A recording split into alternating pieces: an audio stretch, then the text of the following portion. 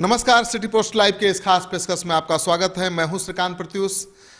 बिहार की राजनीति गरमाई हुई है और ऐसे में सबकी नज़र नवादा सीट पर है। जो गिरिराज सिंह की सीट थी उनसे ये सीट छिन गई है और अब वहां से लड़ रहे हैं सूरजभान सिंह के छोटे भाई चंदन कुमार सिंह।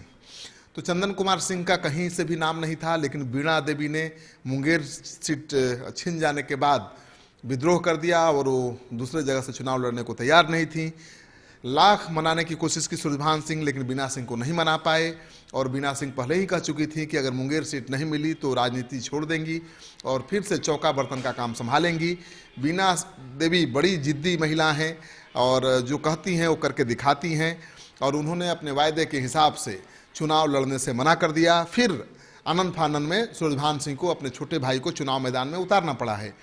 लेकिन मुश्किल ये थी कि छोटे भाई को चुनाव मैदान में तो उतार दिया, लेकिन रंग में भंग डालने पहुंच गए थे अरुण कुमार एमपी हैं अभी और काफ़ी कदावर नेता हैं। जहानाबाद से जीते थे वो रालोसपा के टिकट पर, लेकिन रालोसपा से भी अलग हो गए थे।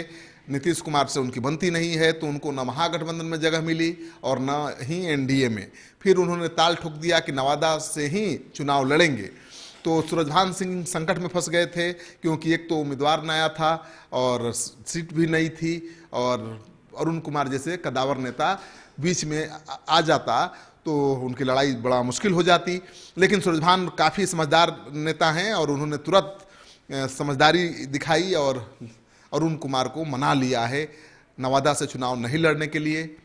अरुण कुमार कल ही पर्चा दाखिल करने वाले थे, लेकिन पर्चा दाखिल करने से ठीक एक दिन पहले उन्होंने ऐलान कर दिया कि नौजवान को वहां से मौका मिला है तो उसके रास्ते का रोड़ा नहीं बनेंगे और अब जहानाबाद से ही चुनाव लड़ेंगे। आप सुनिए अरुण कुमार क्या कर रहे हैं। एकदम देखिए, आज नीतीश कुमार और जब से मैं जॉर्ज फर्नांडिस के सवाल को लेकर के उनसे मतभेद बरता, तब से उन्होंने मेरे खिलाफ साजिश हमेशा की है। विपक्षियों से भी मिलकर के करते हैं। तो हमने निर्णय लिया था, चूंकि यहाँ बड़ी तैयारी चल रही थी उनकी हमें भेजने का, तो हमने सोचा था कि इसको हम वैसा जगह नहीं बनाए, नवादा से चुनाव लड़े। और नवादा के साथियों ने 1 महीना से तैयारी कर रखी थी। आज हमको जाना था। यहाँ कुलदेवता की पूजा करने के बाद खनमा, वह भी श्री बाबू का जन्मस्थली है और वहाँ से मैं बहुत अटैच्ड हूँ। तो यहाँ के बाद पूजा वहाँ करना था और उसके बाद रात्रि विश्राम नवादा में करना था और कल नॉमिनेशन करना था। पेपर सब तैयार है, लेकिन जो पुराने साथी हैं और नई पीढ़ी के लोग भी जो जुड़े हैं, इन लोगों के अंदर जो एक इमोशनल आउटब्रेक देखा तो हम भी थोड़ा कठिन निर्णय था, लेकिन हमको निर्णय बदलना पड़ा और निर्णय जो होगा, अब चुनाव आज ही नहीं कभी के लिए जहानाबाद मैं नहीं छोड़ूंगा। यह मैं क्या लगता है सर, जहानाबाद के लोग आपको आपका साथ देंगे सर? क्या लगता है सर, जहानाबाद के लोग आपको साथ देंगे? जो जहानाबाद के लोगों ने प्यार दिया है, मैं उस प्यार का सम्मान करता हूँ। क्या आपने कांग्रेस पार्टी की तरफ से चुनाव लड़ने की बात आ रही थी, क्या उसमें आप आश्वासन महागठबंधन में अहमद पटेल जी से हमने बात किया था और उन्होंने कहा था कि आपको एलाइज के रूप में रखा जाएगा, लेकिन मैं महागठबंधन के खिलाफ नहीं हूँ। उन्होंने प्रयास किया होगा, हमारे विरोधी वहाँ भी हैं बैठे हुए, क्योंकि मैं भ्रष्टाचार के खिलाफ लड़ता हूँ।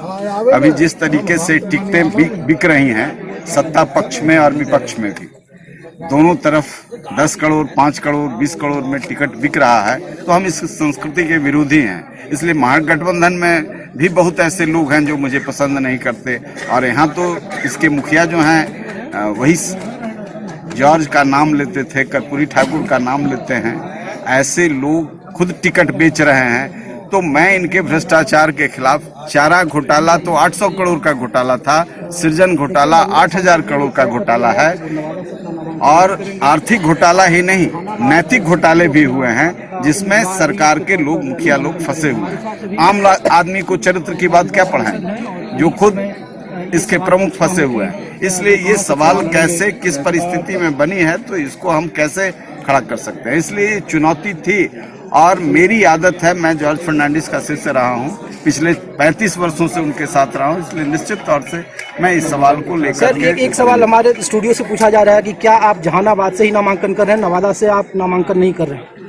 नवादा के साथियों से मैं माफी चाहता हूं, इसलिए कि जहानाबाद के साथियों ने यहाँ हम पूजा करने आए थे और कल नामांकन भरना था मुझे नवादा में, तो जहानाबाद के साथियों ने इस तरह का एक भावनात्मक परिस्थिति पैदा की कि मुझे निर्णय अपना बदलना पड़ा। यह कठिन निर्णय था लेकिन हमें बदलना पड़ा।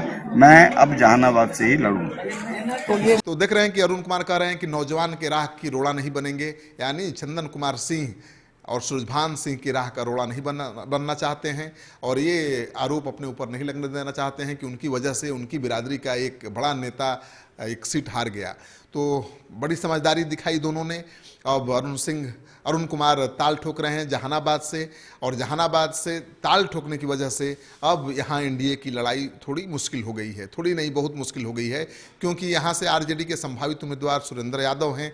सुरेंद्र यादव काफ़ी दमदार उम्मीदवार हैं, लेकिन सीधा मुकाबला होता अगर एनडीए के उम्मीदवार से तो जीत पाना बड़ा मुश्किल था। लेकिन अरुण कुमार के मैदान में उतर जाने से सुरेंद्र यादव की राह आसान हो गई है। तो साफ दिख रहा है कि अरुण कुमार ने एनडीए की राह तो आसान कर दी है, सूरजभान की राह तो आसान कर दी है, लेकिन नीतीश कुमार की राह मुश्किल जरूर कर दी है। और आपने सुना ही कि किस तरह से नीतीश कुमार से वो खफा हैं और नीतीश कुमार पर अपने खिलाफ साजिश रचने का आरोप भी लगा रहे हैं। आपको ये वीडियो अच्छा लगे तो इस खबर को खूब दोस्तों के साथ शेयर करिए। अगर आपने अब तक हमारा यूट्यूब चैनल सब्सक्राइब नहीं किया है तो ज़रूर कर लीजिए और बेल आइकन दबाना बिल्कुल मत भूलिए, ताकि ताज़ा तरीन खबरें आप तक समय से पहुंचती रहें। सहयोग समर्थन के लिए बहुत बहुत आभार। नमस्कार।